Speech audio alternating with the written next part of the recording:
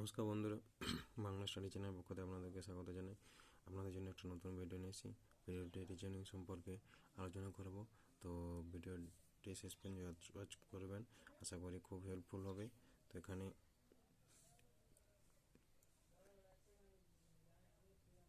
Question আছে। তো এখানে 3-2 দিয়ে 98, 4-2 দিয়ে 16, 3-4 দিয়ে কত হবে সেটা কি হচ্ছে 3-2 মানে 3 স্কোয়ার, 3টা স্কোয়ার করলে হচ্ছে 9, আর 2টার কিউ করলে হচ্ছে 8, তাহলে এটা হচ্ছে 98। এটা 4 স্কোয়ার করলে হচ্ছে 16, আর এখানে 2 আছে,